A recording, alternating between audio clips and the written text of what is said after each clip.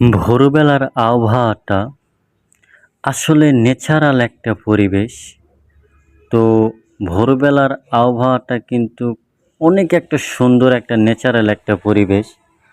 তো আপনারা দেখতে পাচ্ছেন।